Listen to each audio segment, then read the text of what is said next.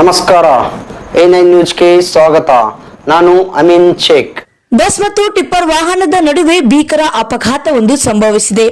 ಸ್ಥಳದಲ್ಲಿ 3 ಜನರು ಸಾವನ್ನಪ್ಪಿದ್ದು 10 ಜನ ಪ್ರಯಾಣಿಕರಿಗೆ ಇದರಿಂದಾಗಿ ಗಂಭೀರ ಗಾಯಗಳಾಗಿವೆ.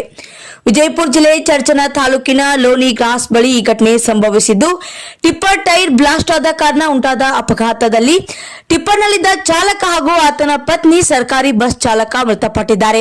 ಟಿಪ್ಪರ್ ಚಾಲಕ ಅಶೋಕ್ ಕುಟಗಿ ಹಾಗೂ ಪತ್ನಿ ರಾಧಾಬಾಯಿ, ಬಸ್ ಚಾಲಕ ಹನುಮಂತ ಚಲವಾದಿ ಮೃತಪಟ್ಟಿದ್ದಾರೆ. K28A6792 ನೋಂದಣಿಯ ಕ್ಯಾಂಟರ್ ಚರ್ಚನದತ್ತ ಹೊರಟಿತ್ತು. ಅದರಂತೆ K28F2468 ನಂಬರ್ನ ಸರ್ಕಾರಿ ಬಸ್ ಚರ್ಚನ್ದಿಂದ ವಿಜಯಪುರದತ್ತ ಹೊರಟಿದ್ದ ವೇಳೆ ನಡೆದಂತಹ ಈ ದುರಂತದಲ್ಲಿ PSI ಸೋಮೇಶ್ ಗೆಜ್ಜಿ ಹಾಗೂ ಸಿಬ್ಬಂದಿಗಳು ಭೇಟಿಯನ್ನು ನೀಡಿ ಪರಿಶೀಲನೆ ನಡೆಸಿದ್ದಾರೆ. ಚರ್ಚನ್ ಪೊಲೀಸ್ ಠಾಣಾ ವ್ಯಾಪ್ತಿಯಲ್ಲಿ ಈ ಪ್ರಕರಣ ದಾಖಲಾಗಿದೆ.